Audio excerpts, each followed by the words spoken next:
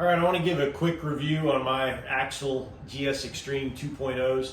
I got these delivered about a week ago. I got 2 sets of them as part of one of their 50% off deals they were advertising on their webpage. Bottom line up front, these are not living up to the expectations that I had when I purchased them, and I'll tell you more about that. I spent a lot of time watching a number of other YouTube videos and reviews. I've also got 2 friends that have sets and talked to them about their experiences.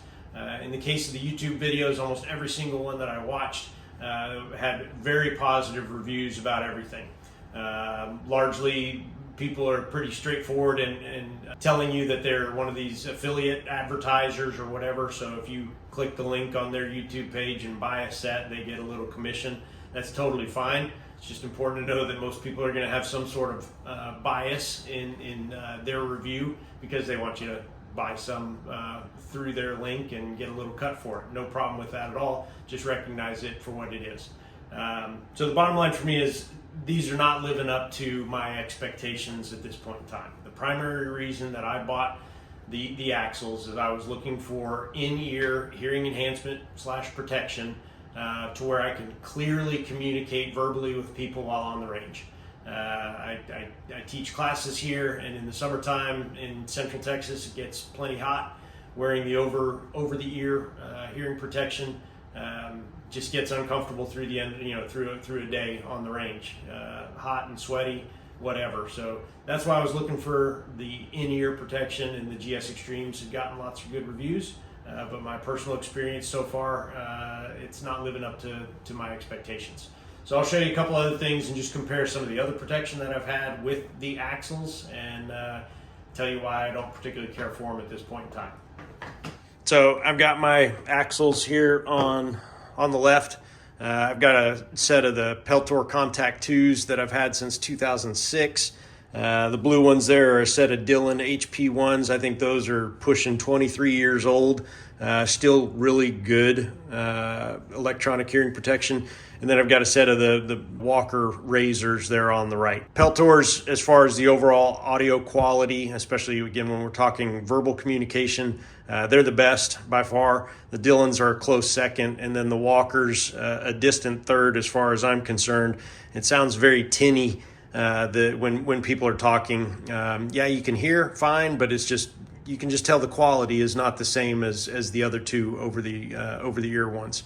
And so I would say that as far as the quality of the GS Extremes, it's about on par with the Walkers. And it's not so much that it's tinny, but it's just a little bit muffled. And as the sound is being reduced when you hear gunshots and other noises above the 85 decibels, I think that they rate it down to, it's just not very clear. I was at a pistol match last week wearing the Axils and had to ask people multiple times in just casual conversations when we were away from the firing line, good 10, 15 yards off the firing line, I'd have to have people repeat what they were saying to me because it was just too hard to understand. And again, my main reason for having them was to make sure that I could communicate clearly and understand people while on the firing line, and it's just too difficult to do that. Another problem that I have with the Axils is when you look at their website and it advertises a 29 SNR, which stands for single noise rating, and all of the other 3 there, the over the ears, all use an NRR or noise reduction rating. And so that's the only unit of measure I'd ever seen before was the NRR. And so when I saw the SNR with the Axils, I sent their customer service an email asking why they use that.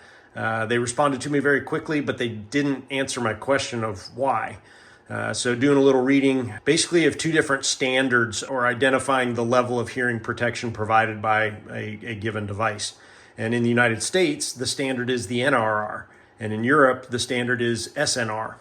So I don't know why Axil is using the SNR, but the biggest thing that I see with the SNR and from the reading is it tends to be 3 to 5 decibels higher than if you were to compare it to an NRR. There isn't an easy conversion or between the SNR to the NRR, but for my Contact 2s, for example, they have a 21 NRR.